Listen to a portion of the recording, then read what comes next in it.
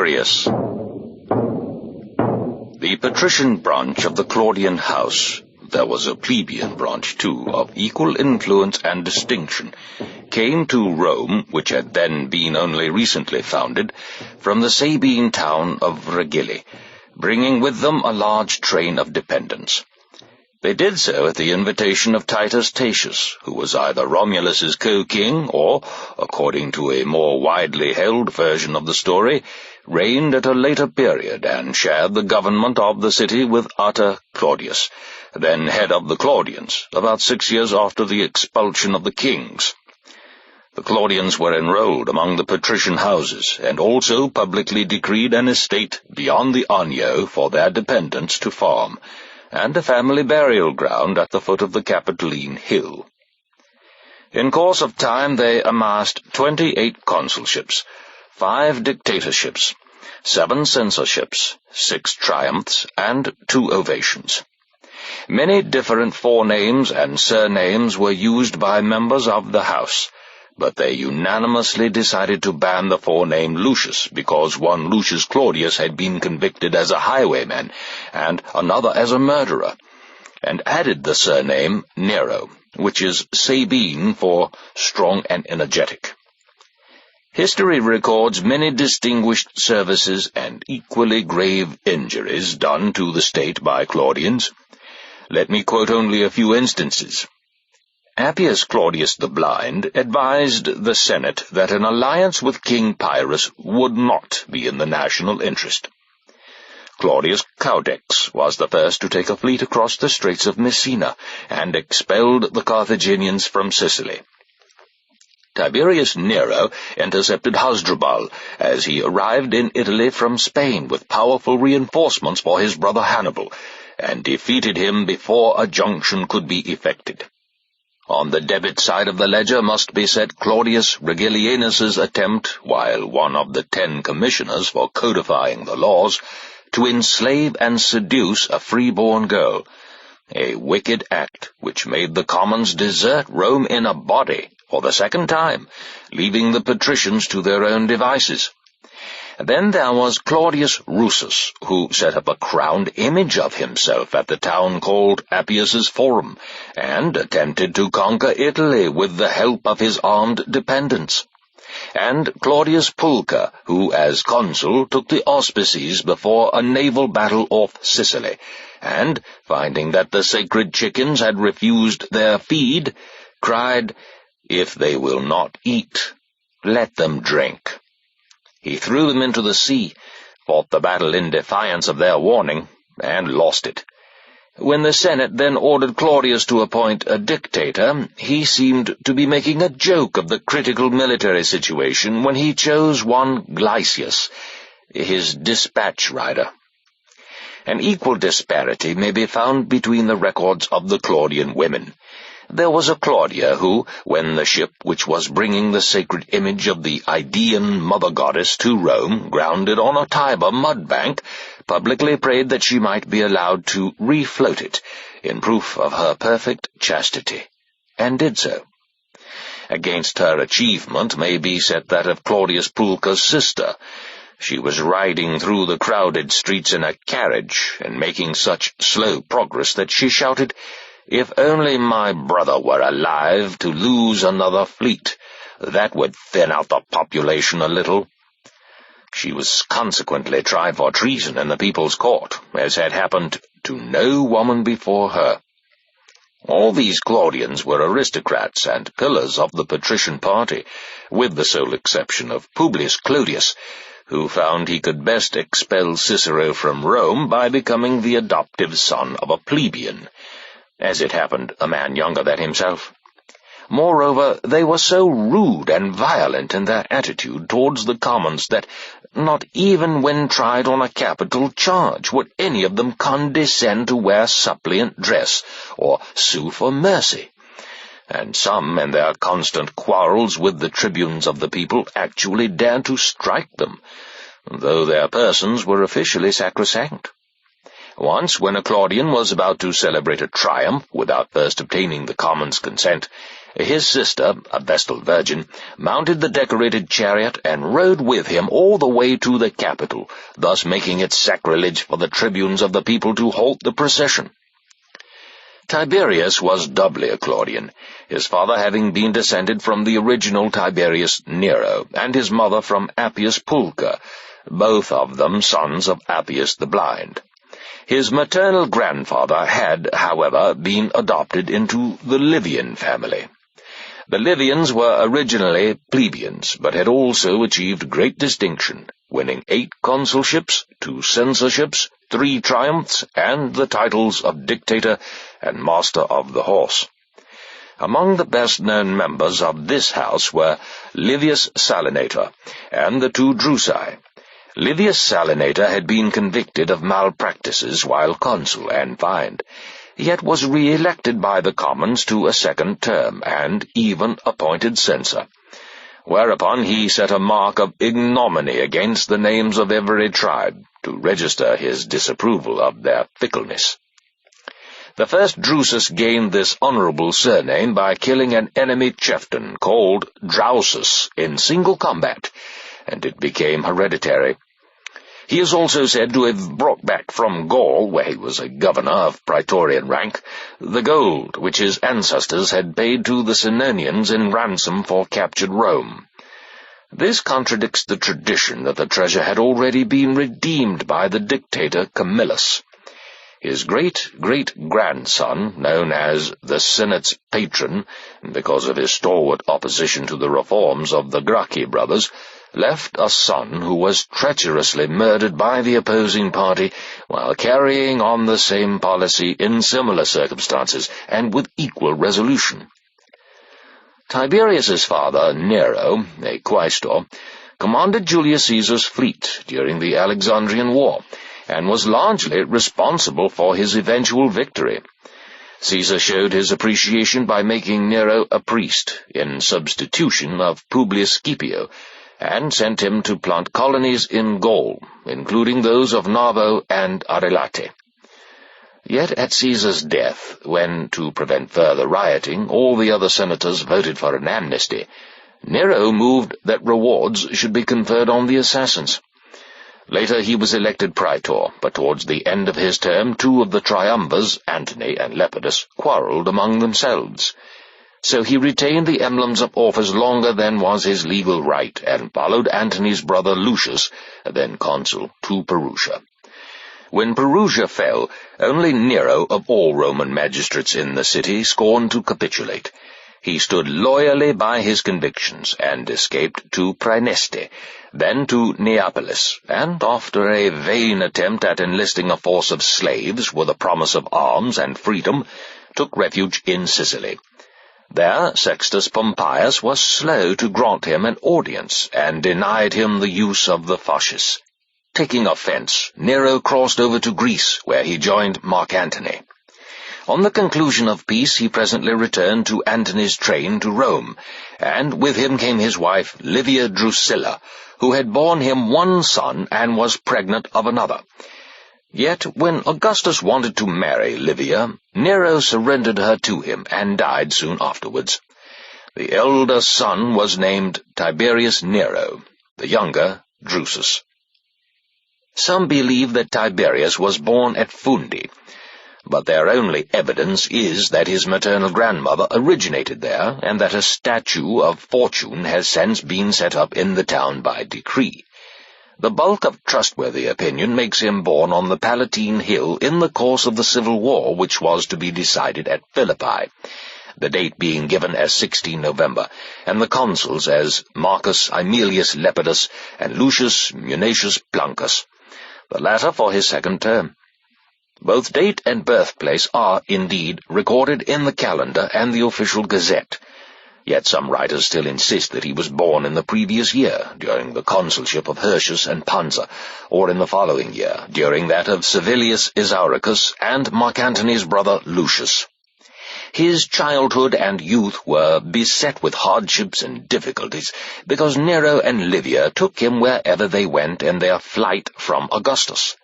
At Neapolis, as they secretly slipped down to the port, He nearly betrayed them twice by crying, when their companions tried to assist them in their peril by snatching little Tiberius first from his nurse's breast and then from Livia's arms. He was next hurried all over Sicily and Greece, where his parents entrusted him to the public care of the Spartans, who happened to be vassals of the Claudii. But while Livia was escaping with him from Sparta by night, he almost lost his life when she ran into a sudden forest fire, which scorched her hair and part of her robe. The presents which were given him in Sicily by Sextus Pompeius's sister, Pompeia, a cloak, a brooch, and some gold plaques, are still preserved and exhibited at Baia. On their return to Rome, a senator named Marcus Gallius made a will adopting Tiberius. He accepted the inheritance, but soon dropped the name of Gallius, the testator having been one of Augustus's political opponents. At the age of 9, Tiberius mounted on the rostra to deliver his father's funeral eulogy, and 4 or 5 years later took part in Augustus's triumph after Actium, mounted on the left trace horse of his decorated chariot, while Marcellus, Octavia's son, rode the right. He also presided at the city festival, and led the detachment of elder boys in the Troy game at the circus. The principal events between Tiberius's coming of age and his accession to the throne may be summarized as follows.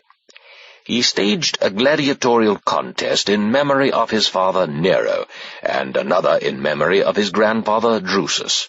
The first took place in the Forum, the second in the amphitheatre, and he persuaded some retired gladiators to appear with the rest by paying them 1,000 gold pieces each. There were theatrical performances, too, but Tiberius did not attend them. Livia and Augustus financed these lavish entertainments. Tiberius married Vipsania Agrippina, daughter of Augustus's admiral, Marcus Agrippa, and granddaughter of Caecilius Atticus, the Roman knight to whom Cicero addressed many of his letters. It proved a happy marriage. But when Vipsania had already borne him a son, Drusus, whose paternity he acknowledged, and found herself pregnant again, he was required to divorce her and hurriedly marry Augustus's daughter Julia. Tiberius took this very ill. He loved Vipsania and strongly disapproved of Julia, realizing, like everyone else, that she had felt an adulterous passion for him while still married to his father-in-law Agrippa. Tiberius continued to regret the divorce so heartily that, when one day he accidentally caught sight of Vipsania and followed her with tears in his eyes and intense unhappiness written on his face, precautions were taken against his ever seeing her again. At first he lived on good terms with Julia and dutifully reciprocated her love, but gradually conceived such a loathing for her that, after their child had died in infancy at Aquileia, he broke off marital relations.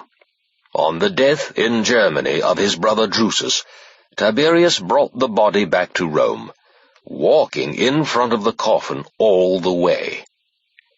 Tiberius's civil career began with his defense against various charges of King Archelaus, also the people of Tralles, and the Thessalians, at a court presided over by Augustus.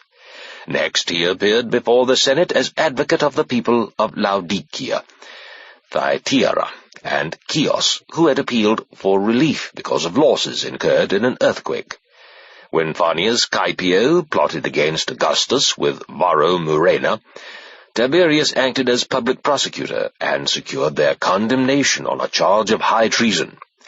Meanwhile, he had undertaken 2 special commissions, to reorganize the defective grain supply and to inquire into the state of slave barracks throughout Italy, the owners having made a bad name for themselves by confining lawful travelers in them, and by harboring men who would rather pass as slaves than be drafted for military service.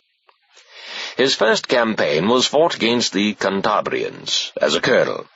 Next he took an army to the east, where he restored King Tigranes of Armenia, personally crowning him on his own official dais. Then he proceeded to recover the standards captured by the Parthians from Marcus Crassus at Carrhae. For a year or so after this, Tiberius governed Gallia Comata, where the barbarian raids and feuds between the chieftains had caused considerable unrest. After that he fought consecutively in the Alps, Pannonia, and Germany. The first of these campaigns brought about the subjugation of the Rhaetians and Vindelicians, the second that of the Bruci and Dalmatians, and in the third he took some 40,000 German prisoners whom he brought across the Rhine and settled in new homes on the Gallic bank. Tiberius's exploits were rewarded with an ovation, followed by a regular triumph, and it seems that what was then a novel honor had previously been conferred on him, namely triumphal regalia. He became in turn quaestor, praetor, and consul, almost without an interval, and always before he was old enough to qualify officially as a candidate. A few years later he held another consulship, and was given the tribunician power for a 5-year period. Yet, though in the prime of life, in excellent health, and at the height of his career, Tiberius suddenly decided to go into retirement, and withdraw as completely as possible from state affairs. His motive may have been an inveterate dislike of Julia, whom he dared not charge with adultery or divorce on any other grounds, or it may have been a decision not to bore his fellow countrymen by remaining too long in the public eye. Perhaps he even hoped to increase his reputation by a prolonged absence from Rome, so that if the need of his services were ever felt, he would be recalled. Another view is that since Augustus's grandchildren, Gaius and Lucius, now also his adopted sons, had recently come of age, Tiberius voluntarily resigned his established position as second man in the empire and left the political field open for them. This was, in fact, the reason which he afterwards gave, and their father Agrippa had done much the same when Augustus's nephew Marcellus began his official career, retiring to the island of Mytilene, so as not to overshadow Marcellus by his great reputation, or be mistaken for a rival. At the time, however, Tiberius applied for leave of absence merely on the ground that he was weary of office and needed a rest, nor would he consider either Livia's express pleas for him to stay, or Augustus's open complaints in the Senate that this was an act of desertion. On the contrary, he defeated their vigorous efforts to blunt his resolution by a 4 days' hunger strike. In the end, he sailed off, and leaving Julia and Drusus, his son by Vipsania, behind at Rome, hurried down to Ostia without saying a word to any of the friends who came to say goodbye, and kissing only very few of them before he went aboard his ship. As Tiberius coasted past Campania, news reached him that Augustus was ill, so he cast anchor for a while, but when tongues began to wag, accusing him of standing by in the hope of seizing the throne, he at once made the best of his way to Rhodes, though the wind was almost dead against him.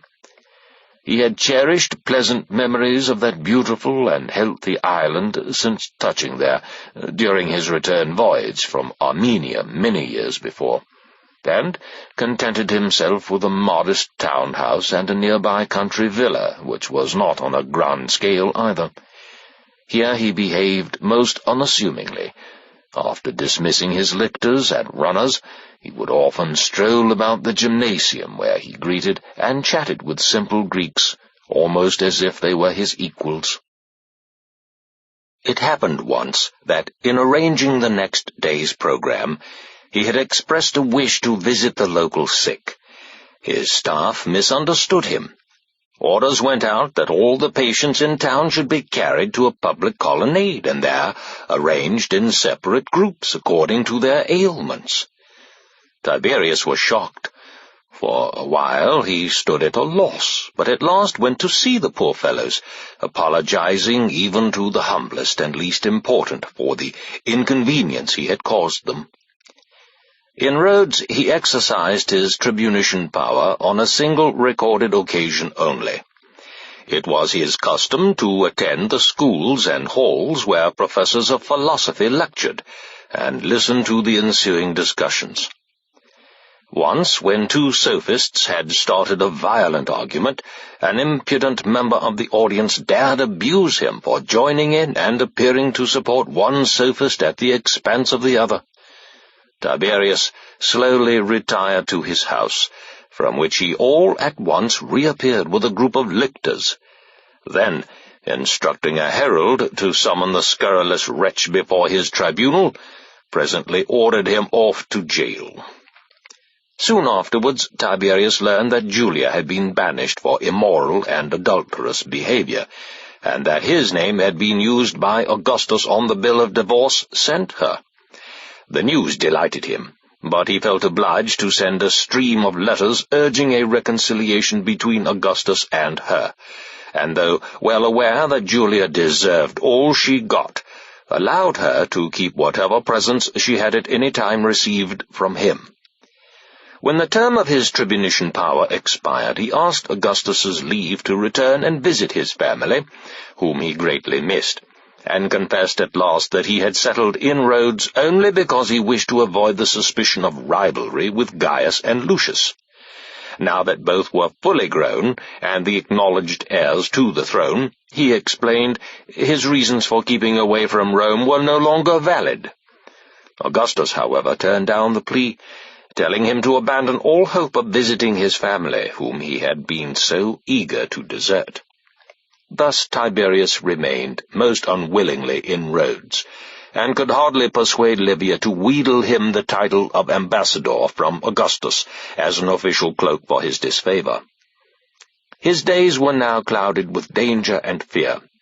Although he lived a quiet, private life in the country, wishing to avoid contact with all important men who landed, unwelcome attentions continued to be paid him, because no general or magistrate sailing along the southern coast of Asia Minor ever failed to break his journey at Rhodes. Besides, he had even greater reasons for anxiety. When Tiberius had visited Samos to greet his stepson Gaius Caesar, governor of the East, the slanders spread by Marcus Lollius, Gaius's guardian, ensured him a chilly welcome. Again, some centurions of Tiberius's creation, who had returned to camp from leave, were said to have circulated mysterious messages to a number of persons, apparently incitements to treason. When Augustus informed Tiberius of this suspicion, he answered with reiterated demands that some responsible person, of whatever rank, should be detailed to visit Rhodes and there keep unceasing watch on what he did and said. Tiberius discontinued his usual exercise on horseback and on foot in the parade ground, wore a Greek cloak and slippers instead of Roman dress, and for 2 years, or longer, grew daily more despised and shunned, until the people of Nemausus were encouraged to overturn his statues and busts. One day, at a private dinner party attended by Gaius Caesar, Tiberius's name cropped up, and a guest rose to say that if Gaius gave the order, he would sail straight to Rhodes and fetch back the exile's head, for he had come to be known simply as the exile. This incident brought home to Tiberius that his situation was not only worrying, but perilous, and he pleaded most urgently for a recall to Rome. Livia supported him with equal warmth, and Augustus at last gave way, but this was partly due to a fortunate chance. Augustus had left the final decision on Tiberius's case to Gaius, who happened at the time to be on rather bad terms with Lollius, and therefore did as Augustus wished, though stipulating that Tiberius should take no part and renounce all interest in politics. So Tiberius returned to Rome, after an absence of more than 7 years, with the same unshaken belief in a glorious future that certain presages and prophecies had fixed in his mind since early childhood. Just before his birth, for instance, Livia had tried various means of foretelling whether her child would be male or female. One was to take an egg from underneath a broody hen and warm it alternately in her own hands and in those of her women, and she successfully hatched a cock chick, which already had a fine comb. Also, while Tiberius was a mere infant, Scribonius the astrologer prophesied for him an illustrious career and a crownless kingship, though of course nobody in those days knew that the Caesars would soon become kings in all but name. Again, when he first commanded an army and was marching through Macedonia into Syria, the altars consecrated by the victorious Caesarians at Philippi, 22 years previously, were suddenly crowned with spontaneous fires. Later, on his way to Illyricum, he stopped near Padua to visit Gerion's oracle. There he drew a lot which advised him to throw golden dice into the fountain of Aponus if he wished his inquiries to be answered. He did so, and made the highest possible cast. One can still see the same dice shining through the water. Finally, a few days before the letter arrived, recalling him from Rhodes, an eagle, a bird never previously seen in the island, perched upon the roof of his house, and on the very eve of this welcome news, the tunic into which he was changing seemed to be ablaze. When the ship hove in sight, Tiberius happened to be strolling along the cliffs with Thrasylus, the learned astrologer, whom he had made a member of his household. Now, Tiberius was losing faith in Thrasylus's powers of divination, and regretted having rashly confided secrets to him, for despite his rosy predictions, everything seemed to be going wrong. Thrasylus was, indeed, in immediate danger of being pushed over the cliff, when he pointed out to sea, and announced that the distant ship brought good news, a lucky stroke which persuaded Tiberius of his trustworthiness. On his return to Rome, Tiberius introduced his son Drusus to public life, but immediately afterwards moved from the house of the Pompeys in the Chials to another residence in the gardens of Maecenas on the Esquiline Hill, where he lived in strict retirement, merely looking after his private affairs and undertaking no official duties. Before 3 years had passed, however, Gaius and Lucius Caesar were both dead. Augustus then adopted Tiberius as a son, along with Agrippa Posthumus, their only surviving brother, and Tiberius was himself obliged to adopt his nephew Germanicus. He thereupon ceased to act as the head of the Claudian family, surrendering all the privileges which this position entailed, and because now theoretically in pupilage to his adoptive father Augustus, made no more gifts, freed no more slaves, and did not even accept any inheritances and legacies, apart from entering them as an addition to his personal property. Yet Augustus did everything possible to advance Tiberius's reputation, especially after having to disown Agrippa Posthumus, for by this time it had become pretty clear who the next emperor must be. Tiberius was given another 3 years of tribunician power, with the task of pacifying Germany, and the Parthian envoys who visited Augustus at Rome with messages from their king were instructed to present themselves before Tiberius, too, in Germany.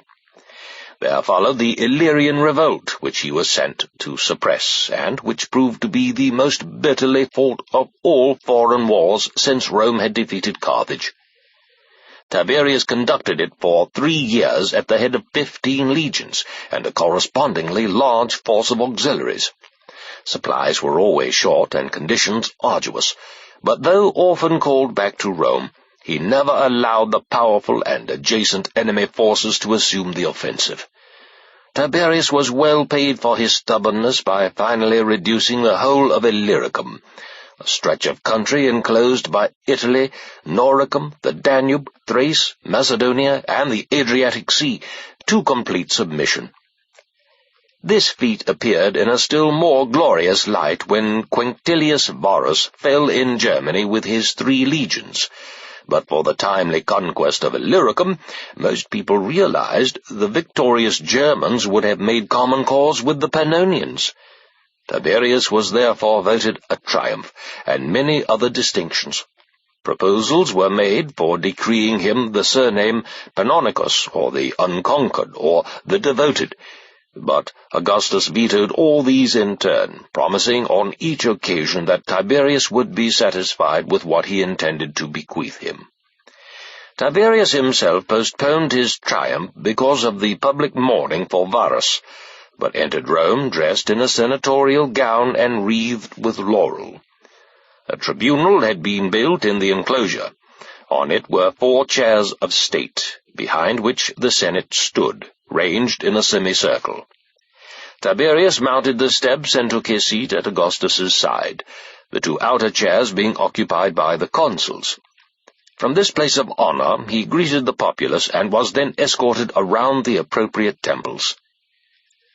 In the following year, Tiberius visited Germany, and finding that the disaster there had been due to Varus's rashness and neglect of precautions against surprise, refrained from taking any strategic decisions without the assent of his military council. This was a notable departure from habit. Hitherto he had always had complete confidence in his own independent judgment, but was now relying on a large body of advisers. He also took more elaborate precautions than usual. At every crossing of the Rhine he strictly limited the amount of permissible baggage, and would not signal the advance unless he had first inspected every transport wagon, to make sure that none carried anything but what was permitted and necessary. Once across the river, he made it his practice to eat on the bare turf, slept in the open as often as not, and always committed his daily and emergency orders to writing. Moreover, any officer who was in doubt about any matter was required to consult him personally at any hour of the day or night. Tiberius imposed the severest discipline on his men, reviving obsolete methods of punishment or branding them with ignominy for misbehavior. He even degraded a legionary commander because he had sent a few soldiers across the river as escort for one of his freedmen who was hunting there. Although leaving so little to fortune and chance, Tiberius would enter a battle with far greater confidence if, on the previous night, the lamp by which he was working went out all of a sudden, without human agency. He used to say that he and his fighting ancestors had always found this a reliable omen of good luck. At the conclusion of his campaign, an assassin of the tribe of the Bructeri gained admittance to headquarters, disguised as an attendant, but betrayed himself by nervousness and confessed under torture. 2 years after going to Germany, Tiberius returned and celebrated the postponed Illyrian triumph, and with him went those generals whom he had recommended for triumphal regalia. He dismounted and knelt at the feet of his adoptive father before proceeding up the Capitoline Hill to the Temple of Jupiter. Tiberius showed gratitude to the Pannonian leader Butto, who had chivalrously allowed the Roman army to escape when trapped in a gorge, by giving him rich presents and a home at Ravenna. Then he provided a 1,000-table public banquet, and gave 3 gold pieces to every male guest. The money fetched by the sale of his spoils went to restore the Temple of Concord, and that of the Heavenly Twins, both buildings being rededicated in his own name, and that of his dead brother Drusus. Soon afterwards the consuls introduced a measure which gave Tiberius joint control of the provinces with Augustus, and the task of assisting him to carry out the next 5-year census. When the usual purificatory sacrifices had been completed, he set off for Illyricum, but was immediately recalled by Augustus, whom he found in the throes of his last illness. They spent a whole day together in confidential talk. I am well aware of the story that, when Tiberius finally took his departure, Augustus's attendants overheard him saying, "Poor Rome, doomed to be masticated by those slow-moving jaws." I am also aware that, according to some writers, he so frankly disliked Tiberius's dour manner as to interrupt his own careless chatter whenever he entered, and that when begged by Livia to adopt her son, he is suspected of having agreed the more readily because he selfishly foresaw that, with a successor like Tiberius, his death would be increasingly regretted as the years went by. Yet how could so prudent and far-sighted an emperor have acted as blindly as this in a matter of such importance? My belief is that Augustus weighed Tiberius's good qualities against the bad, and decided that the good tipped the scale. He had, after all, publicly sworn that his adoption of Tiberius was in the national interest, and had often referred to him as an outstanding general, and the only one capable of defending Rome against her enemies. In support of my contention, let me quote the following passages from Augustus's correspondence. "Goodbye, my very dear Tiberius, and the best of luck go with you in your battles on my behalf, and the Muses. Goodbye, dearest and bravest of men, and the most conscientious general alive. If anything goes wrong with you, I shall never smile again. Your summer campaigns, dear Tiberius, deserve my heartiest praise. I am sure that no other man alive could have conducted them more capably than yourself in the face of so many difficulties and the war-weariness of the troops. All those who served with you agree with me that Ennius's well-known line about Quintus Fabius Cunctator should be amended in your favor. Alone he saved us by his watchful eye. If any business comes up that demands unusually careful thought, or that annoys me, I swear by the God of truth that I miss my dear Tiberius more than I can say. And the Homeric tag runs in my head. If he came with me, such his wisdom is, we should escape the fury of the fire. When people tell me, or I read, that constant campaigning is wearing you out, damnation take me if I don't get gooseflesh in sympathy. I beg you to take things easy, because if you were to fall ill, the news would kill your mother and me, and the whole country would be endangered by doubts about its leadership. My state of health is of little importance compared with yours. I pray that the gods will always keep you safe and sound for us, if they have not taken an utter aversion to Rome." Tiberius revealed Augustus's death only after getting rid of young Agrippa Posthumus, whom the colonel appointed to guard him in the prison island had received a written order to execute. So much is known, but some doubt remains whether this order was left by Augustus to be acted on when he died, or whether Livia wrote it in his name, or whether, if so, Tiberius knew anything of the matter. At all events, when the colonel arrived to report that he had done his duty, Tiberius disowned the order and threatened to make him answerable for this unauthorized execution. Tiberius was, it seems, trying merely to avoid immediate unpopularity, for he shelved the inquiry and allowed the incident to be forgotten. With Agrippa out of the way, Tiberius used his tribunician power to convene the Senate and break the news of Augustus's death. After reading a few words of a prepared speech, he suddenly groaned aloud, and, protesting that grief had robbed him of his voice, and that he wished his life would also be taken, handed the scroll to his son Drusus the Younger, who finished the task. Augustus's will was then brought in, and a freedman read it aloud. All senators present who had witnessed the document being first called upon to acknowledge their seals. Witnesses of lower rank would presently do the same outside the house. The preamble to the will ran as follows. "Since fate has cruelly carried off my sons Gaius and Lucius, Tiberius shall inherit 2/3 of my property." This wording strengthened the suspicion that Augustus had nominated Tiberius as his successor only for want of any better choice. Tiberius did not hesitate to exercise imperial power immediately by calling on the praetorians to provide him with a bodyguard, which was to be emperor in fact and in appearance. Yet a long time elapsed before he assumed the position of emperor. When his friends urged him to accept it, he went through the farce of scolding them for the suggestion, saying that they did not realize what a monstrous beast the monarchy was, and kept the Senate guessing by his careful, evasive answers and hesitations, even when they threw themselves at his feet imploring him to change his mind.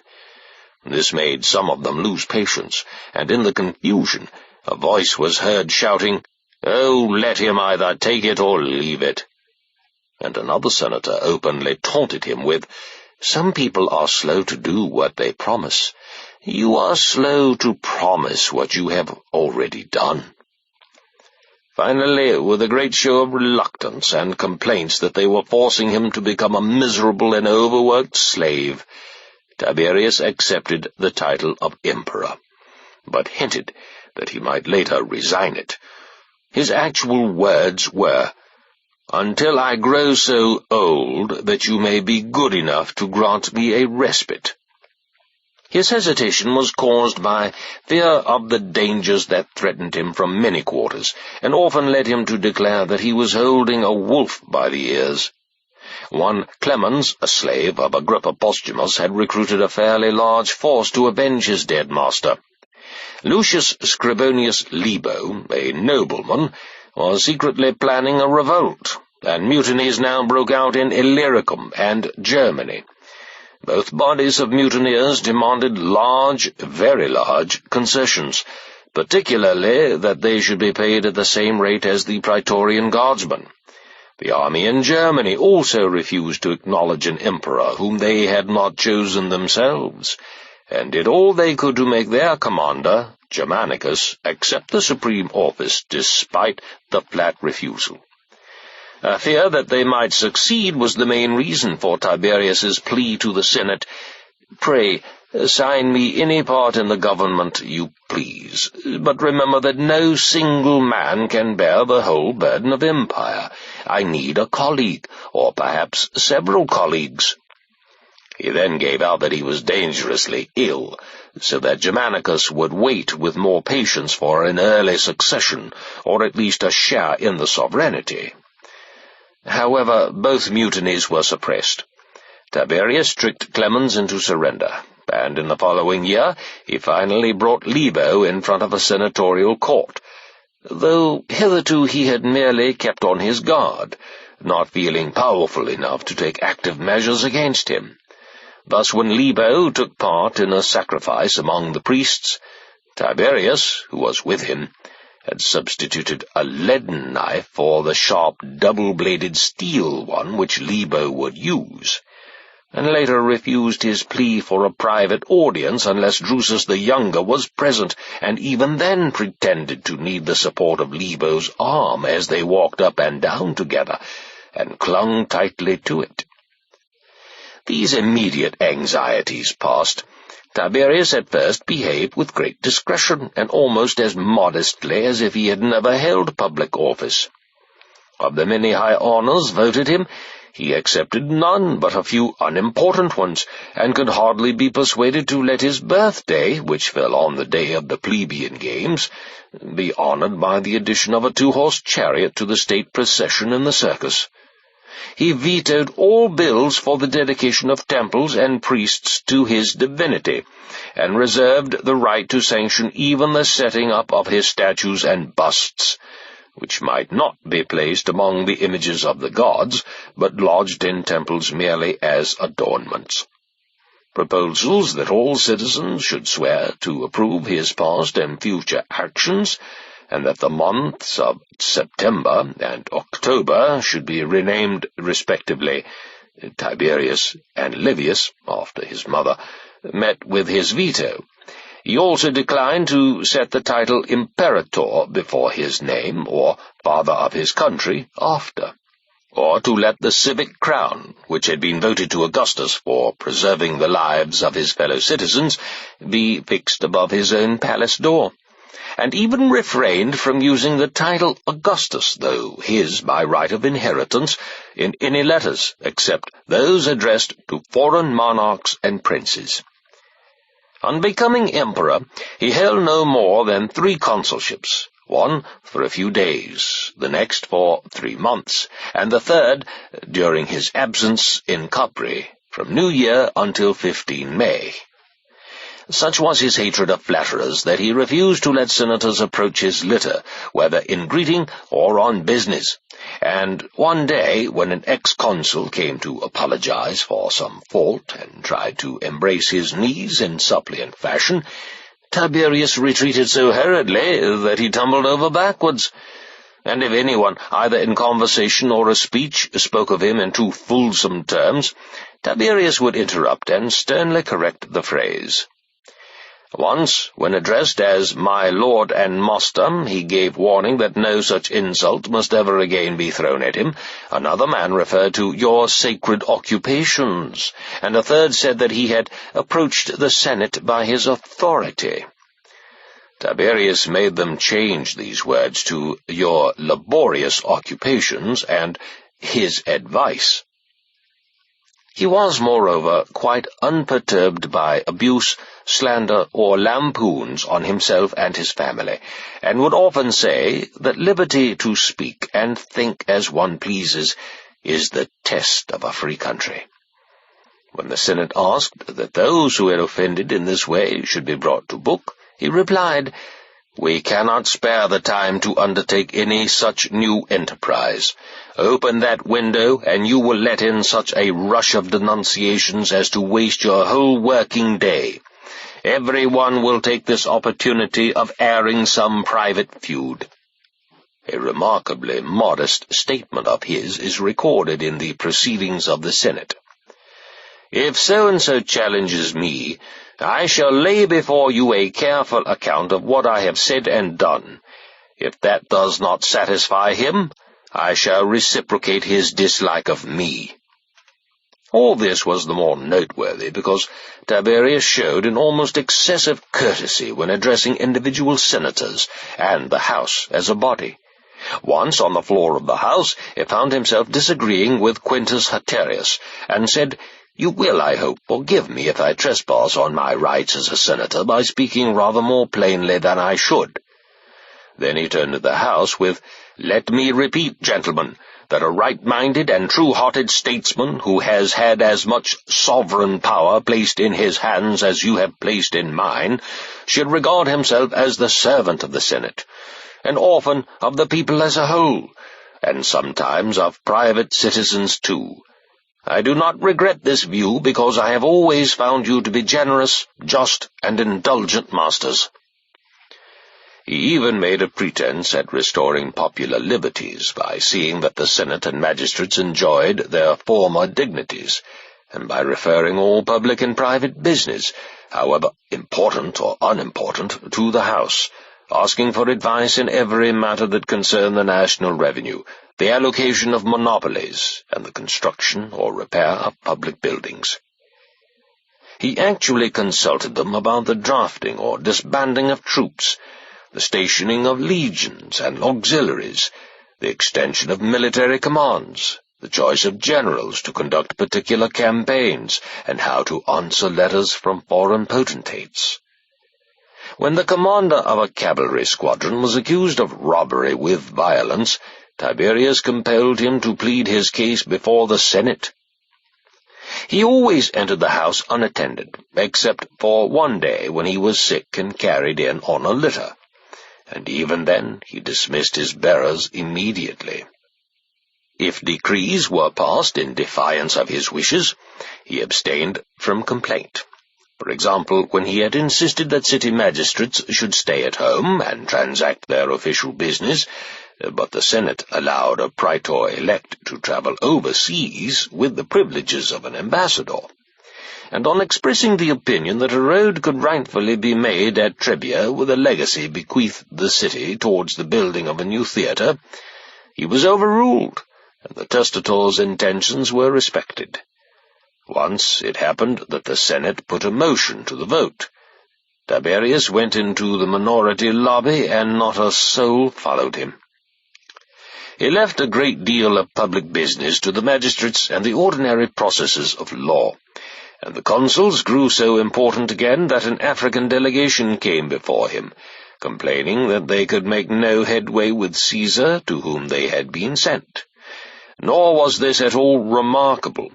Everyone knew that he even stood up when the consuls appeared, and made way on meeting them in the streets.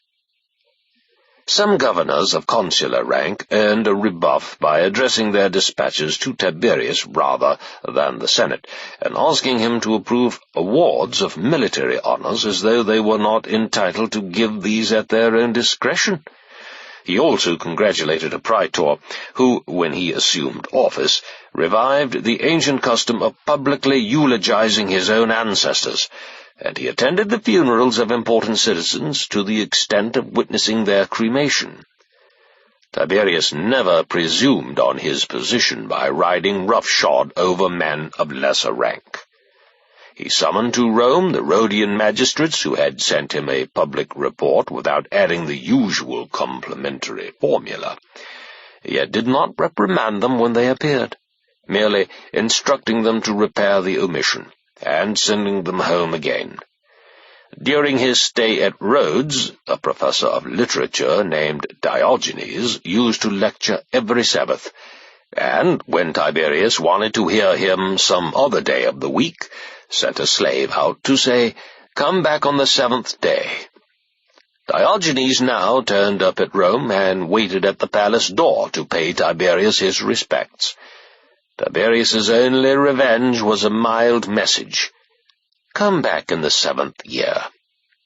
He answered some governors who had written to recommend an increase in the burden of provincial taxation with, "A good shepherd shears his flock, he does not flay them."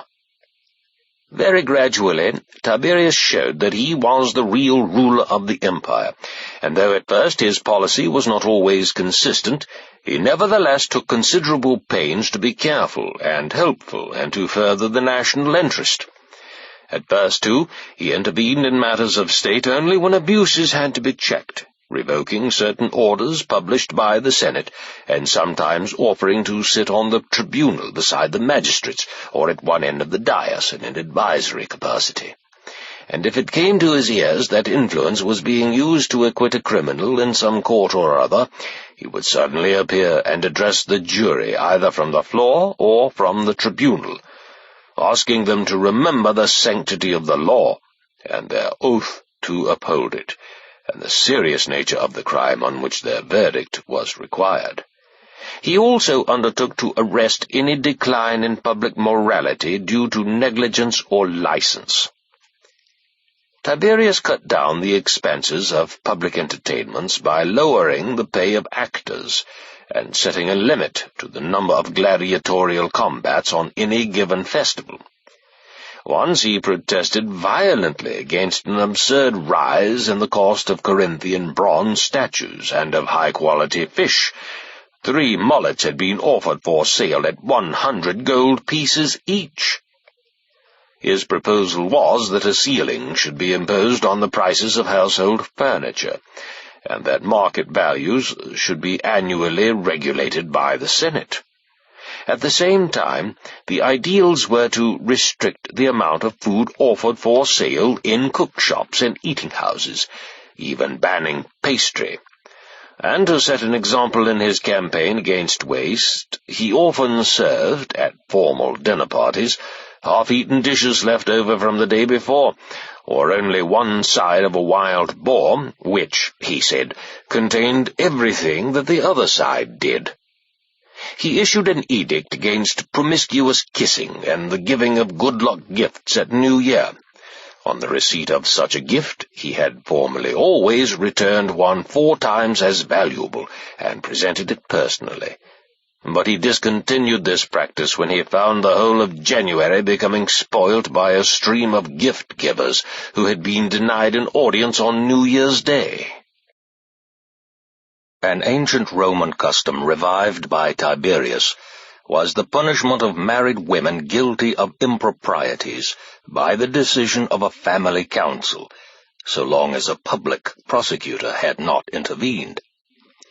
When one Roman knight had sworn that he would never divorce his wife whatever she did, but found her in bed with his son, Tiberius absolved him from his oath. Married women of good family but bad reputation were beginning to ply openly as prostitutes, and to escape punishment for their adulteries by renouncing the privileges of their class. And wastrels of both the senatorial and equestrian orders purposely got themselves reduced in rank so as to evade the law forbidding their appearance on the stage or in the arena.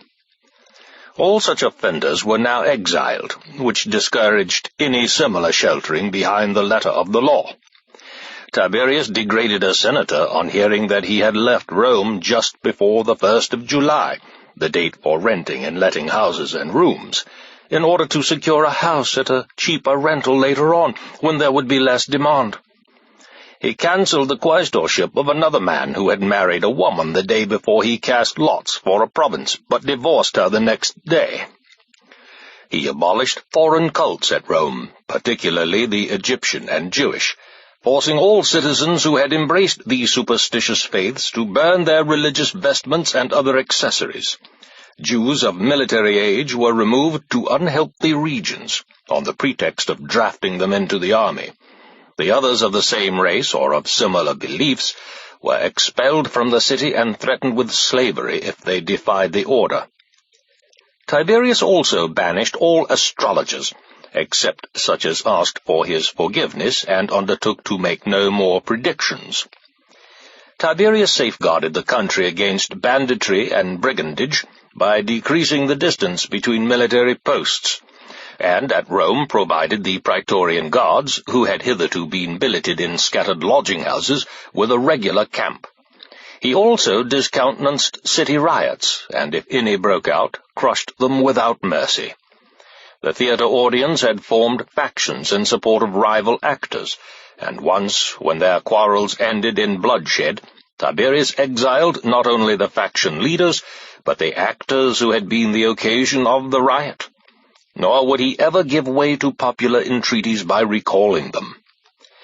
Trouble occurred in Pollentia, a Ligurian town at the northern foot of the Apennines, where the townsfolk would not let the corpse of a leading centurion be removed from the marketplace until his heirs had agreed to meet their importunate demands for a free gladiatorial show.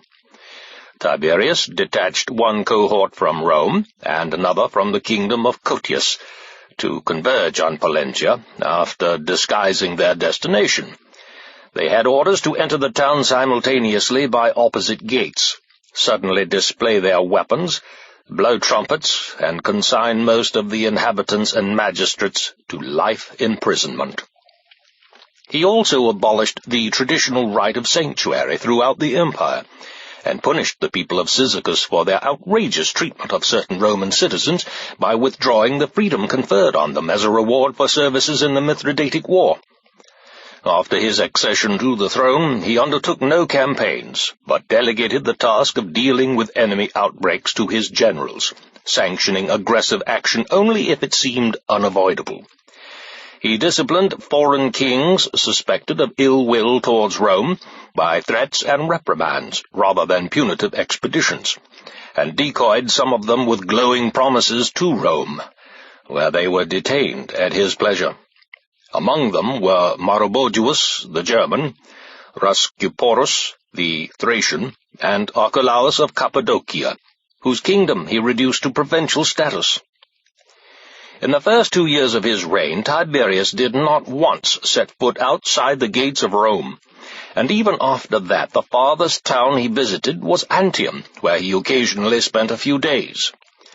Yet he announced from time to time that he would make a tour of the provinces and inspect the troops there, and almost every year made preparations for a journey by chartering transport and requesting the Roman municipalities and colonies to have supplies of food and drink ready when he approached.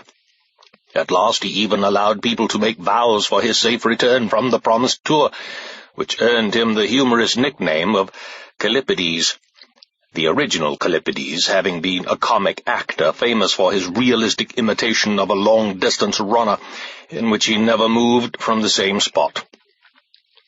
After the loss of his son Drusus the Younger at Rome and his adopted son Germanicus in Syria, Tiberius retired to Campania, from which almost everyone swore he would not return, but would soon die there.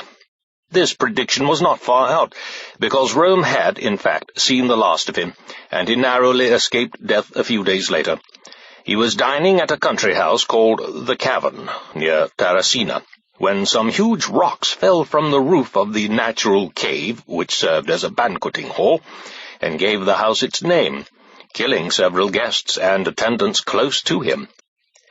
His pretext for the progress through Campania was that he must dedicate a temple to Capitoline Jupiter at Capua, and a temple to Augustus at Nola.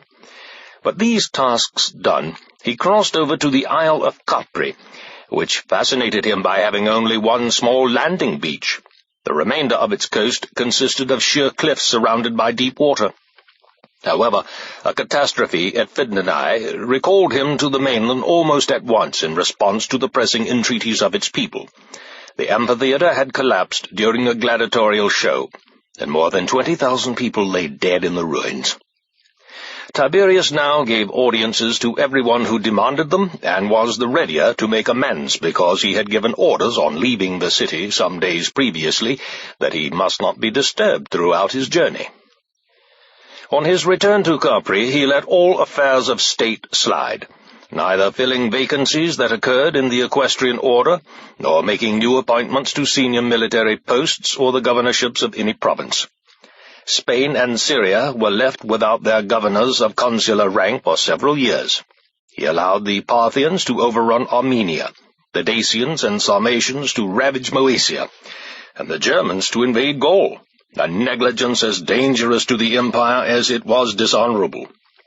But having found seclusion at last, and no longer feeling himself under public scrutiny, he rapidly succumbed to all the vicious passions which he had for a long time tried, not very successfully, to disguise. I shall give a faithful account of these from the start.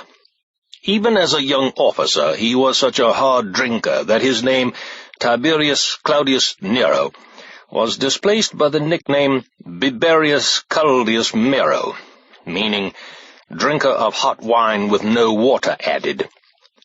When already emperor and busily engaged on the reform of public morals, he spent 2 whole days and the intervening night in an orgy of food and drink with Pomponius Flaccus and Lucius Piso, at the conclusion of which he made Flaccus governor of Syria, and Piso city prefect, actually eulogizing them in their commissions as good fellows at all hours of the day or night. Being invited to dinner by Cestius Gallus, a lecherous old spendthrift whom Augustus had ignominiously removed from the Senate, and whom he had himself reprimanded only a few days previously, Tiberius accepted on condition that the dinner should follow Gallus's usual routine, and that the waitresses should be naked.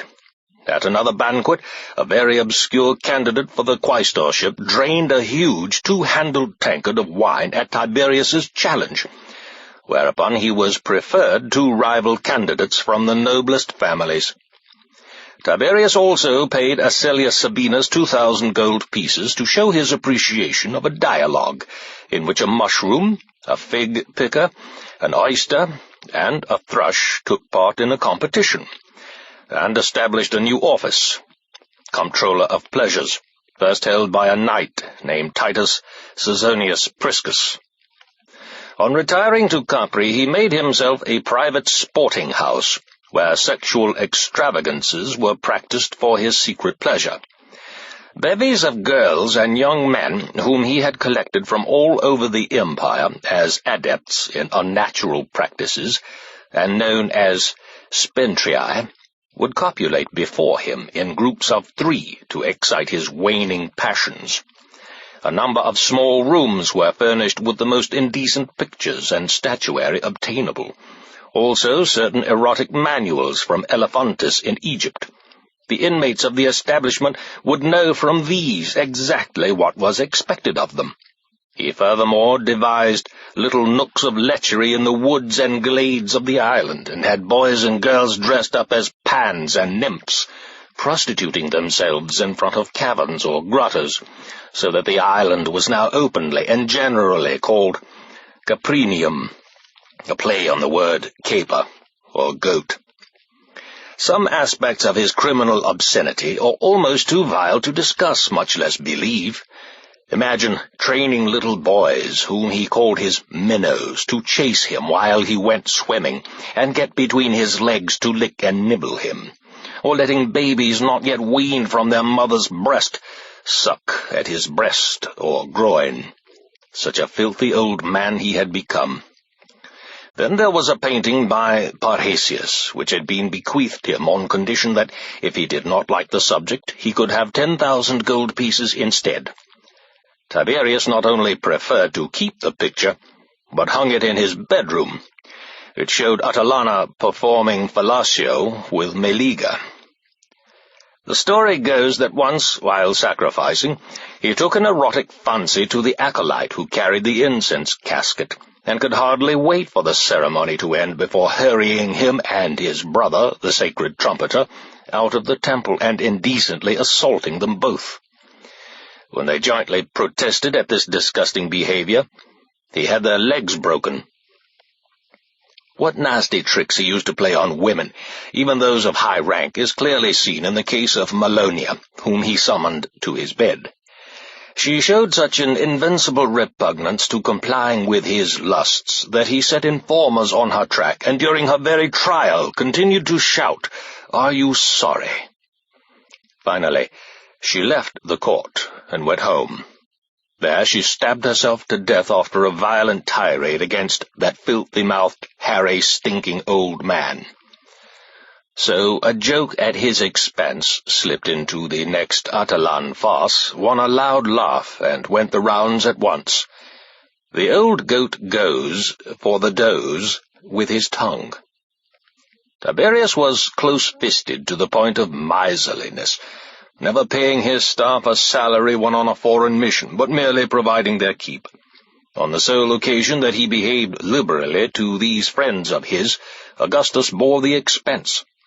Tiberius then arranged them in 3 categories, according to their rank. The first were given 6,000 gold pieces, the second 4,000, and the third, whom he described not as his friends, but as his Greeks, 2,000. No magnificent public works marked his reign. His only 2 undertakings, the erection of Augustus's temple and the restoration of Pompey's theatre, still remained uncompleted at the end of all those years. He hardly ever attended public shows given by others because he gave none himself and did not want to be asked for any, especially after the crowd forced him, on one of his rare visits to the theatre, to buy the freedom of a comic actor named Actius. Though relieving the financial distress of a few senators at his accession, he avoided having to repeat this generous act by announcing that, in future, imperial assistance would be restricted to such persons as could prove to the satisfaction of the Senate that they were not responsible for their financial embarrassment. Shame and pride then prevented many impoverished senators from making an application. Among these, Hortalus, grandson of the orator Quintus Hortensius, whose income was very moderate indeed, but whom Augustus's impassioned pleas had encouraged to beget 4 children. Tiberius showed large-scale generosity no more than twice. On the first occasion, he offered a public loan of 1,000,000 gold pieces, free of interest, for 3 years, because a decree which he had persuaded the Senate to pass, ordering all moneylenders to invest 2/3 of their capital in agricultural land, provided that their debtors at once disbursed in cash 2/3 of what they owed, failed to relieve the acute economic crisis. On the second occasion he paid for the rebuilding of certain blocks of houses on the Caelian hill, which had been destroyed in a fire. This, too, was an emergency measure during bad times, yet he made such a parade of his open-handedness as to rename the whole hill the Augustan. After doubling the legacies bequeathed by Augustus to the army, Tiberius never gave them anything beyond their pay, except for the 10 gold pieces a head which the Praetorian Guard won for not joining Sejanus's revolt, and sums awarded the legions in Syria for their refusal to set consecrated statues of Sejanus among their standards. He granted few veterans their discharge, reckoning that if they died while still with the colours, he would be spared the expense of the customary discharge bounty. The only free money grant any province got from him was when an earthquake destroyed some cities in Asia Minor. As the years went by, this stinginess turned to rapacity. It is notorious that he forced the wealthy Gnaeus Lentulus Augur to name him as his sole heir, and then to commit suicide by playing on his nervous apprehensions, and that he gratified Quirinius, a rich and childless ex-consul, by executing the highly aristocratic Aemilia Lepida. She was Quirinius's divorced wife, and he accused her of an attempt to poison him 20 years previously. Tiberius also confiscated the property of leading Spanish, Gallic, Syrian, and Greek provincials on trivial and absurd charges, such as keeping part of their wealth in ready cash.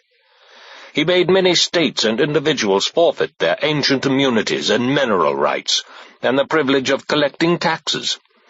As for Vonones, king of Parthia, whom his subjects had dethroned, but who, under the impression that he was confiding himself to Roman protection, escaped to Antioch with a huge treasure, Tiberius treacherously robbed and killed him. Tiberius's first hostile action against his own family was when his brother Drusus the Elder wrote to him privately, suggesting that they should jointly persuade Augustus to restore the Republican constitution.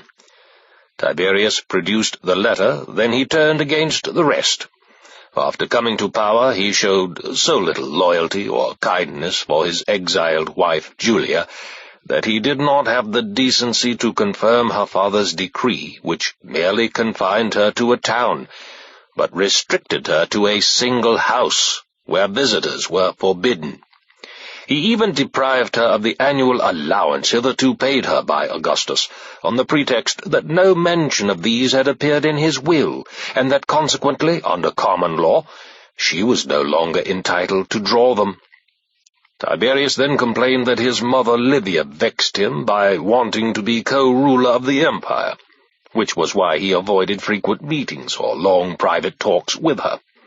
Although he did occasionally need and follow Livia's advice, he disliked people to think of him as giving it serious consideration. A senatorial decree adding son of Livia, as well as son of Augustus to his honorific titles, so deeply offended him that he vetoed proposals to confer parent of the country or any similarly high-sounding title on her. What is more, he often warned Livia to remember that she was a woman, and must not interfere in affairs of state. He became especially insistent on this point when a fire broke out near the temple of Vesta, and news reached him that Livia was directing the populace and soldiery in person, as though Augustus were still alive, and urging them to redouble their efforts. Afterwards, Tiberius quarreled openly with his mother. The story goes that she repeatedly urged him to enroll in the jurors' list the name of a man who had been granted citizenship. Tiberius agreed to do so on one condition, that the entry should be marked, "Forced upon the emperor by his mother." Livia lost her temper, and produced from a strong-box some of Augustus's old letters to her, commenting on Tiberius's sour and stubborn character. Annoyance with her for hoarding these documents so long, and then spitefully confronting him with them, is said to have been his main reason for retirement to Capri. At all events, he visited her exactly once in the last 3 years of her life, and only for an hour or two at that, and when she presently fell sick, made no effort to repeat the visit. Livia then died, and he spoke of attending her funeral, but did not come. After several days, her corpse grew so corrupt and noisome that he sent to have it buried, but vetoed her deification on the pretext that she had herself forbidden this. He also annulled her will, and began taking his revenge on all her friends and confidants, even those whom, as she died, she had appointed to take charge of her funeral rites, and went so far as to condemn one of them, a knight, to the treadmill. Tiberius had no paternal feelings either for his son Drusus the Younger, whose vicious and dissolute habits offended him, or for his adopted son Germanicus.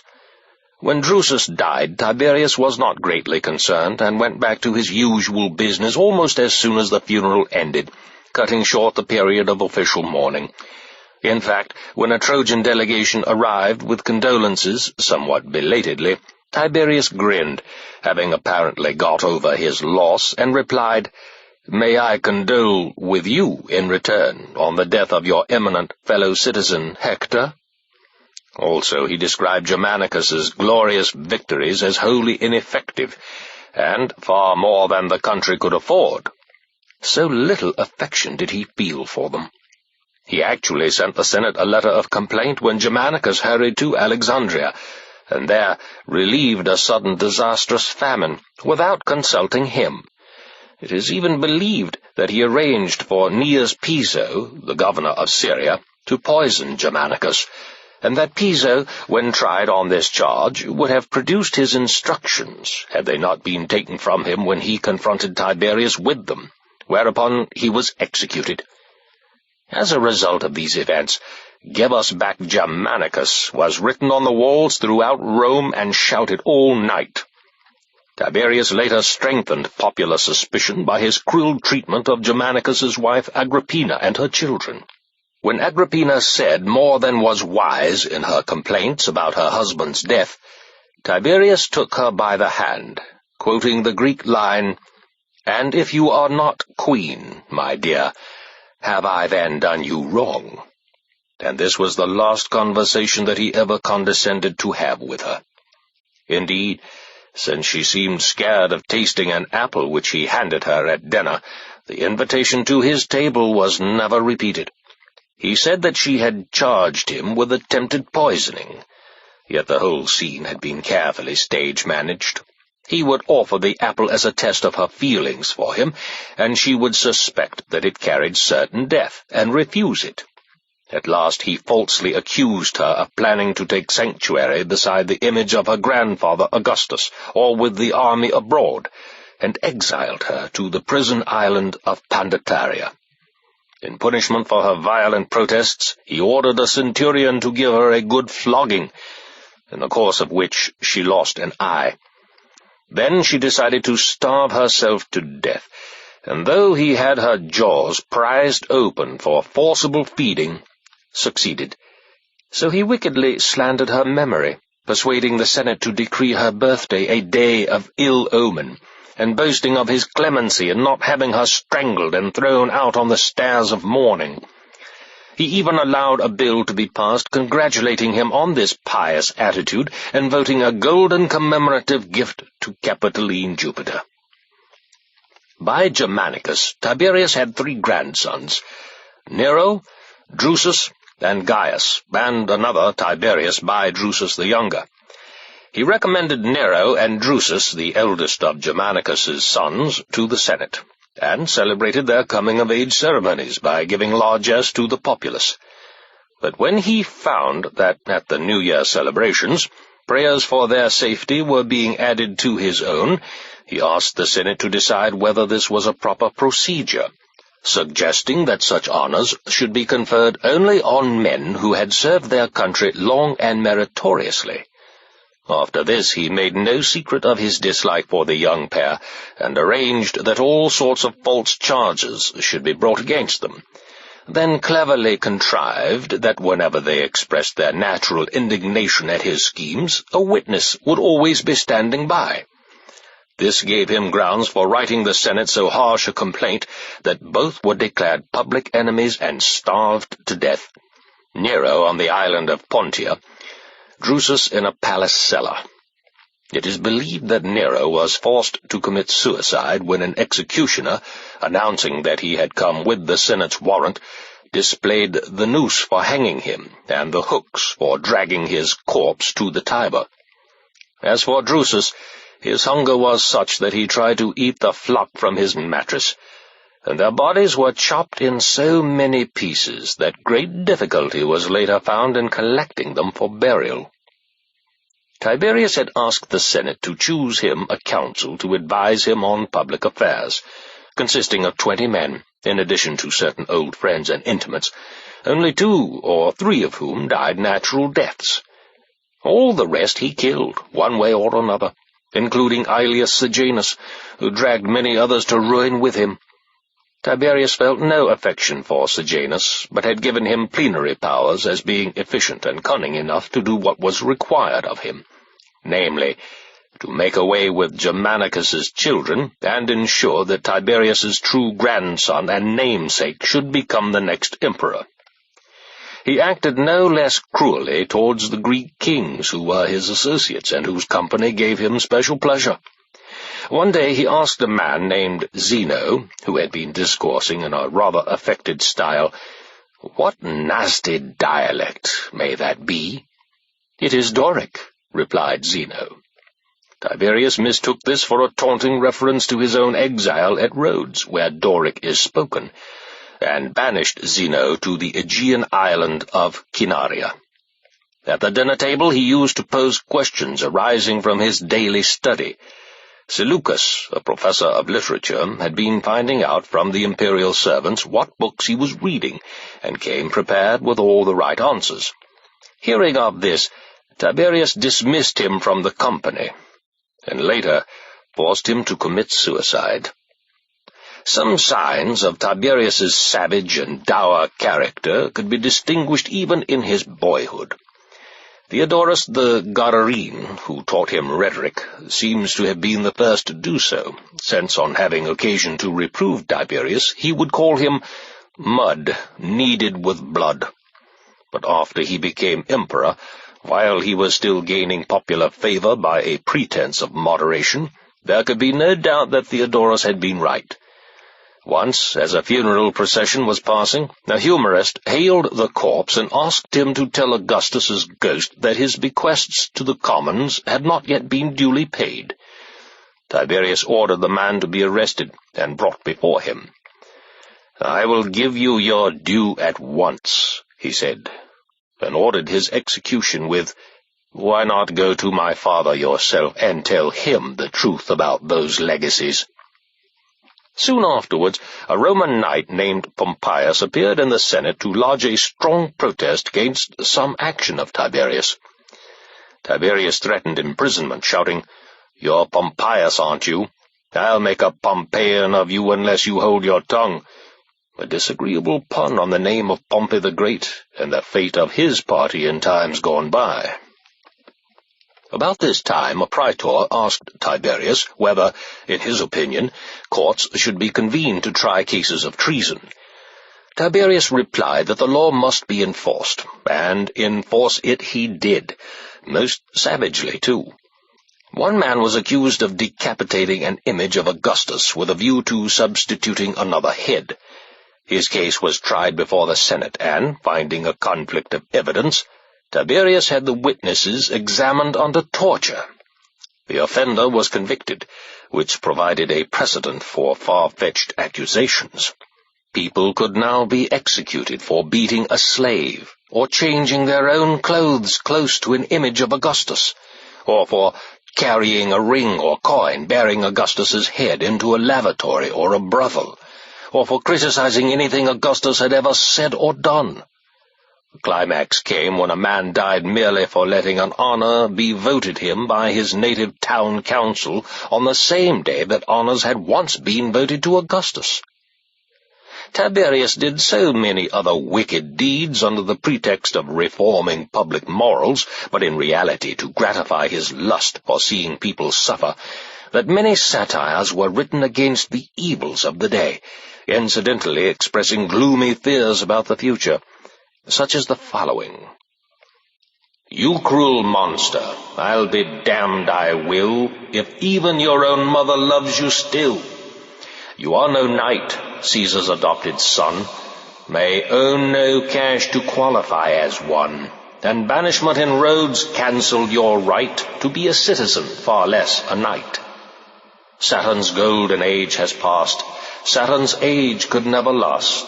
Now, while Caesar holds the stage, this must be an iron age.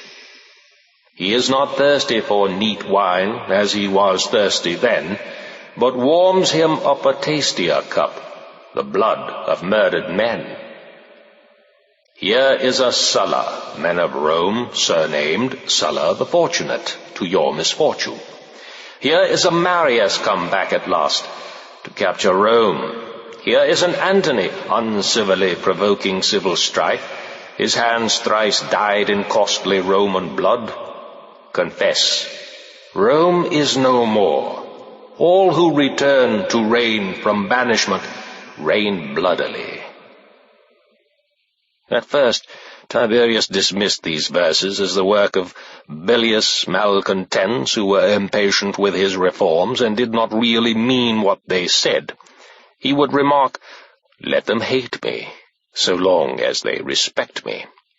But as time went on, his conduct justified every line they had written.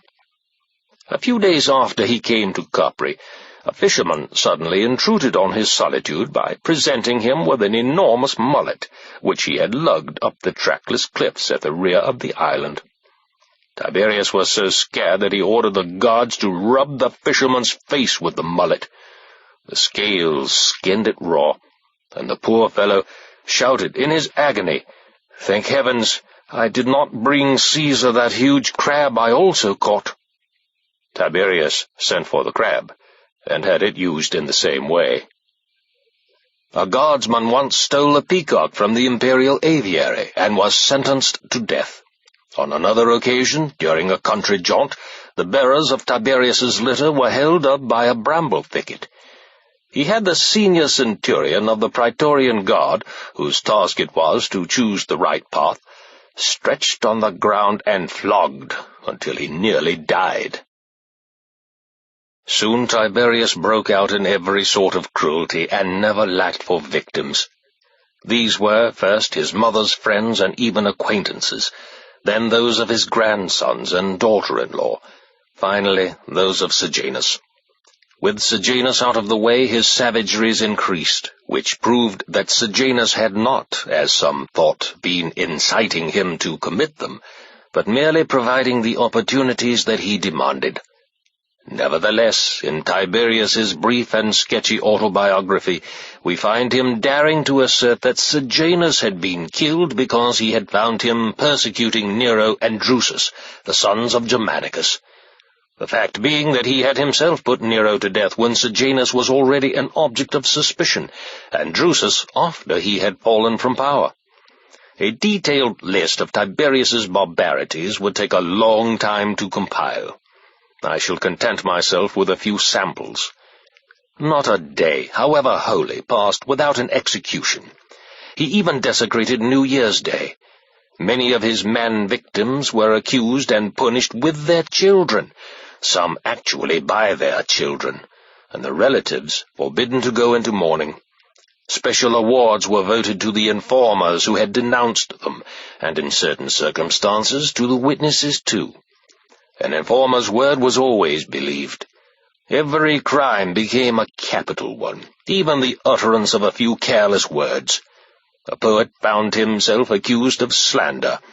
He had written a tragedy which presented King Agamemnon in a bad light, and a historian had made the mistake of describing Caesar's assassins, Brutus and Cassius, as the last of the Romans. Both these authors were executed without delay, and their works, though once publicly read before Augustus and accorded general praise, were called in and destroyed. Tiberius denied those who escaped a prison sentence not only the solace of reading books, but the privilege of talking to their fellow prisoners. Some of the accused, on being warned to appear in court, felt sure that the verdict would be guilty, and to avoid the trouble and humiliation of a trial, stayed at home and severed an artery. Yet Tiberius's men bandaged their wounds and hurried them half-dead to prison. Others obeyed their summons and then drank poison in full view of the Senate. The bodies of all executed persons were flung on the stairs of mourning and dragged to the Tiber with hooks, as many as 20 a day, including women and children. Tradition forbade the strangling of virgins, so when little girls had to be condemned to die in this way, the executioner began by violating them. Tiberius used to punish with life those who wished to die. He regarded death as a comparatively light affliction, and on hearing that a man named Carnulus had forestalled his execution by suicide, exclaimed, "Carnulus has got away." Once during a jail inspection, a prisoner begged to be put out of his misery. Tiberius replied, "No, we are not yet friends again." An ex-consul has recorded in his memoirs that he attended a banquet at which Tiberius was suddenly asked loudly by a dwarf standing among a group of jesters near the table, "What of Peconius? Why is he still alive after being charged with treason?" Tiberius told him to hold his saucy tongue, but a few days later requested the Senate to make a quick decision about Peconius's execution. On eventually discovering that his own son, Drusus the Younger, had, after all, died, not as a result of his debauched habits, but from poison administered by his wife Livilla in partnership with Sejanus, Tiberius grew enraged and redoubled his cruelties until nobody was safe from torture and death. He spent whole days investigating the Drusus affair, which obsessed him to such a degree that when a man whose guest he had been at Rhodes arrived in response to his own friendly invitation, he mistook him for an important witness in the case and had him put to the torture at once. When the truth came out, he actually executed the man to avoid publicizing the scandal. In Capri, they still show the place at the cliff top where Tiberius used to watch his victims being thrown into the sea after prolonged and exquisite tortures. A party of marines were stationed below, and when the bodies came hurtling down, they whacked at them with oars and boat-hooks to make sure that they were completely dead. An ingenious torture of Tiberius's devising was to trick men into drinking huge draughts of wine, and then suddenly to knot a cord tightly round their genitals, which not only cut into the flesh, but prevented them from urinating. Even more people would have died, it is thought, had Thrasyllus the astrologer not persuaded him deliberately, it is said, to postpone his designs by an assurance that he still had many years of life in hand. These victims would have included his remaining grandsons, Gaius, whom he suspected, and Tiberius Gemellus, whom he hated as having been born from adultery. The story is credible, because he sometimes used to express envy of Priam for having outlived his entire family. Much evidence is extant, not only of the hatred that Tiberius earned, but of the state of terror in which he himself lived, and the insults heaped upon him.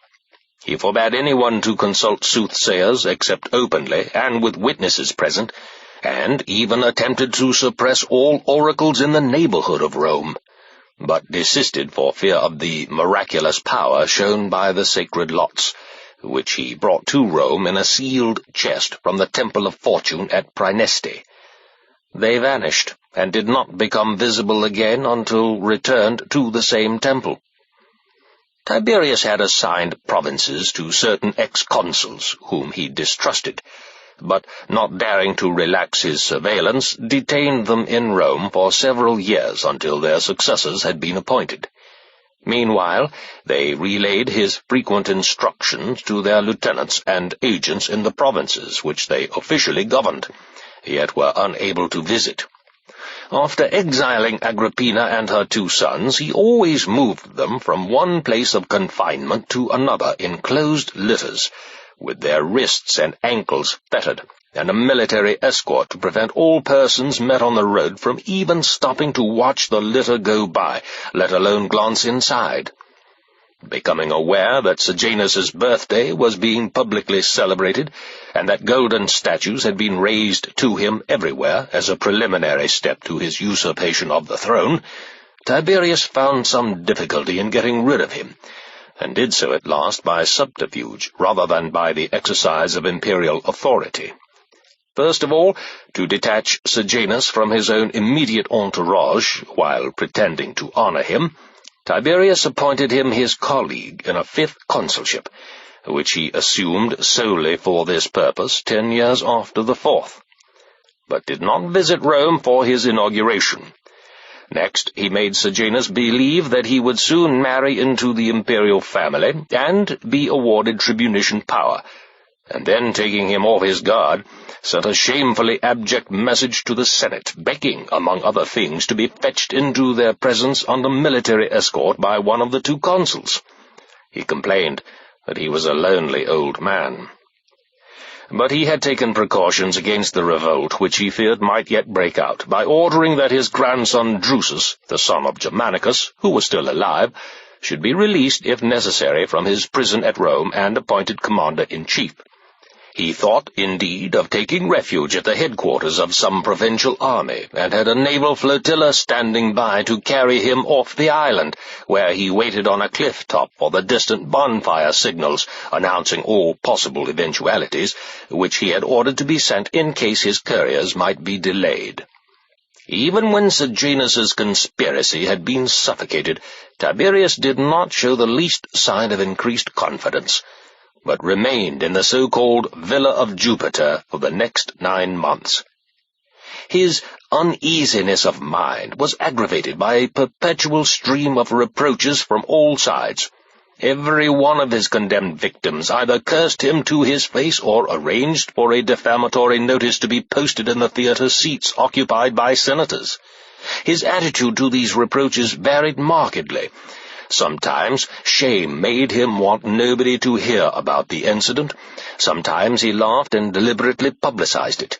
He even had a scathing letter from Artabanus, king of Parthia, in which he was accused of murdering his immediate family with other persons and of slothful and dissolute living, and recommended to satisfy the intense and pardonable longings of his people who loathed him by committing suicide at the earliest possible moment. At last, growing thoroughly disgusted with himself, he as good as confessed his misery. A letter to the Senate began in this strain: "My lords, if I know what to tell you, or how to tell it, or what to leave altogether untold for the present, may all the gods and goddesses in heaven bring me to an even worse damnation than I now daily suffer." According to one body of opinion, he had foreseen that he would, in time, yield to his vices, and earn universal hatred or dislike, which made him, when he became emperor, refuse point-blank the title Father of his country offered by the Senate, and also forbid them to swear an oath approving in advance and retrospect of whatever he said or did, for fear that his shame would be intensified when he turned out to be unworthy of such honors. This conclusion may, in fact, be deduced from his formal reply to the 2 proposals. "So long as my wits do not fail me, you can count on the consistency of my behavior, but I should not like you to set the precedent of binding yourselves to approve a man's every action. For what if something happened to alter that man's character? And, again, if you ever feel any doubts about my character or my sincere regard for you, but may I die before that happens, the title of Father of his country will not recompense me for the loss of your regard, and you will be ashamed either of having given me the title without sufficient deliberation, or of having shown inconsistency by changing your opinion of me."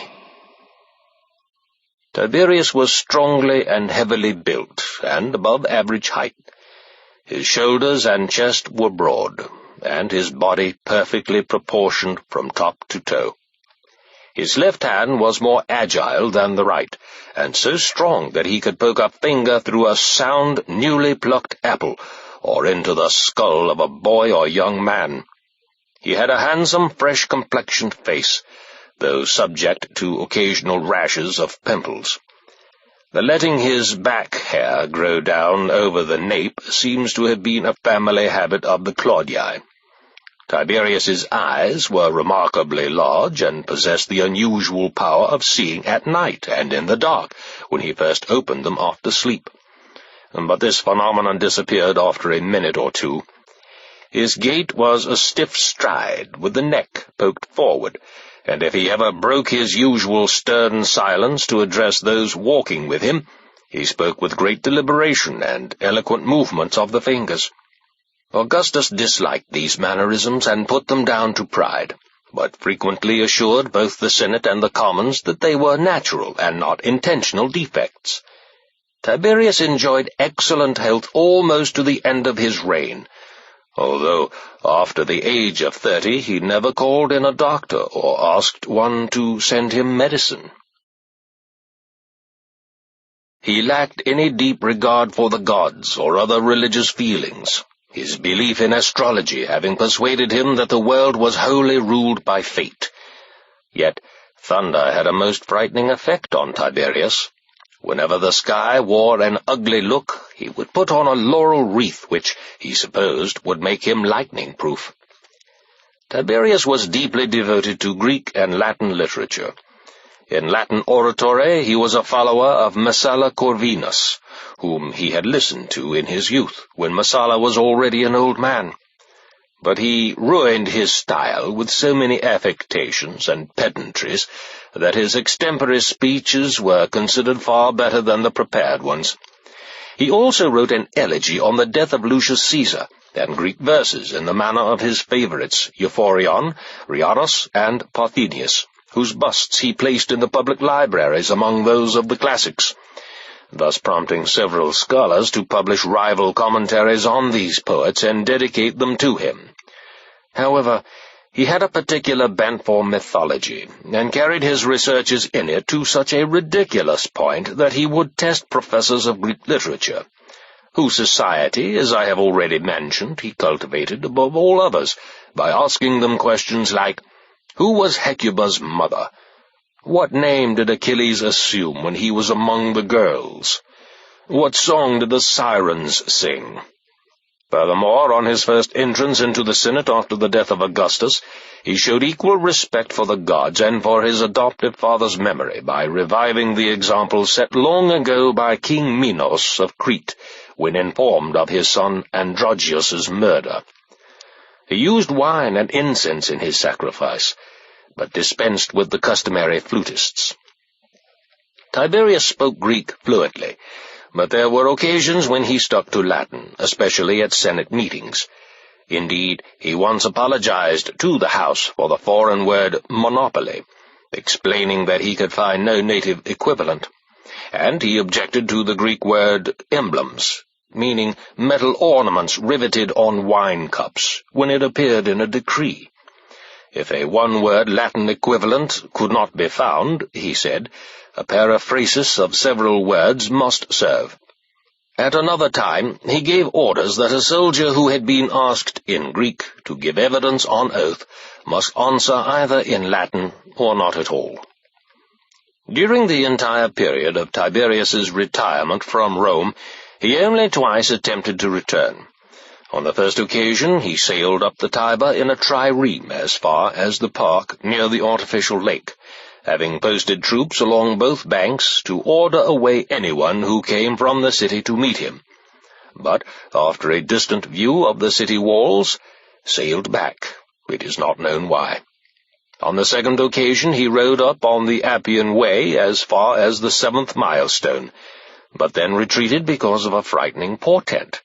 This was the death of a pet snake, which he used to feed with his own hands. When about to do so, as usual, he found it half eaten by a swarm of ants, and a soothsayer warned him, "Beware the power of the mob." He hurried back to Campania, fell ill at Astura, yet felt strong enough to continue with his journey. At Circeii, he disguised his ill health by attending the garrison games, and even threw down javelins at a wild boar let loose in the arena. He twisted the muscles of his side by this effort, and then aggravated his condition by sitting in a drought while overheated.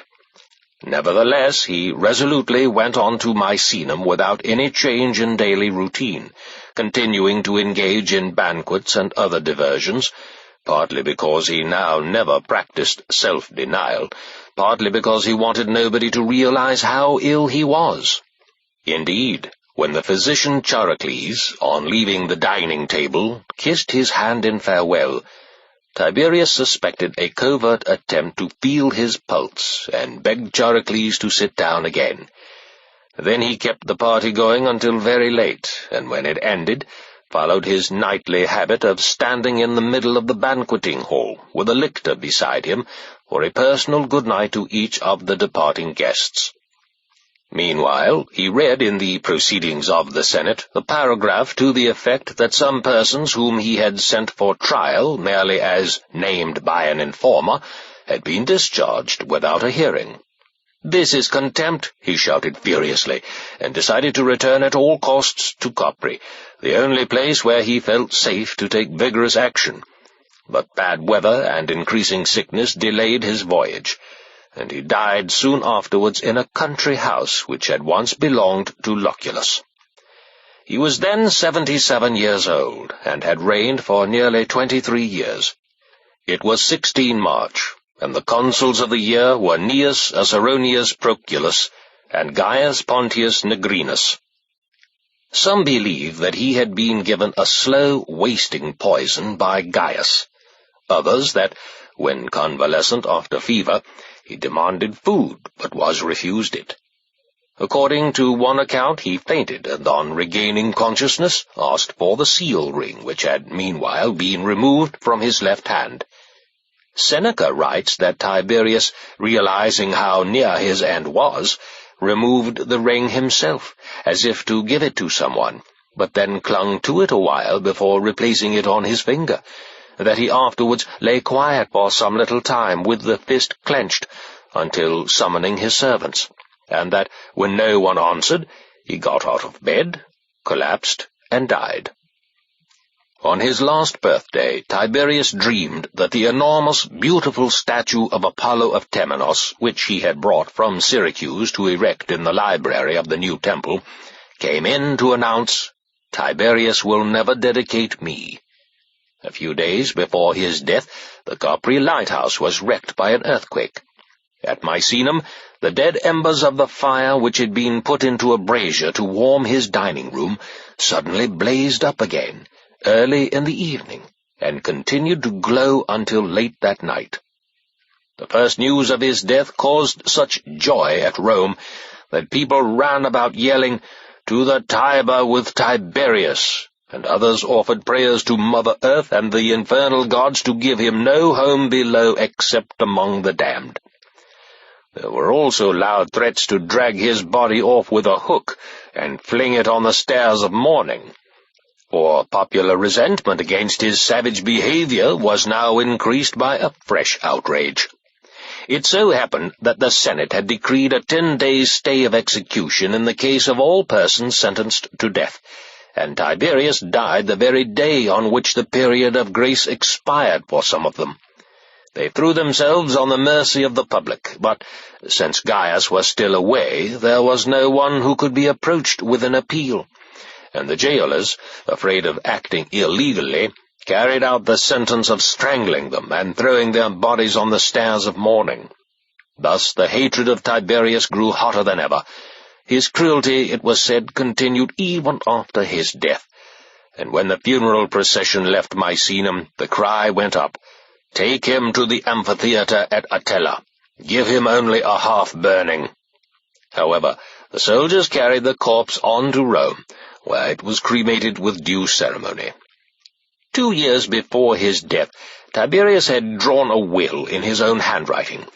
An identical copy was also found in the handwriting of a freedman. Both these documents had been signed and sealed by witnesses of the very lowest class. In them, Gaius, son of Germanicus, and Tiberius Gemellus, son of Drusus the Younger, were named as Tiberius's co-heirs, and if either should die, the survivor was to be the sole heir. Tiberius left legacies to several other persons, including the Vestals, with a bounty for every serving soldier in the army and every member of the Roman commons. Separate bequests to the city ward-masters were added.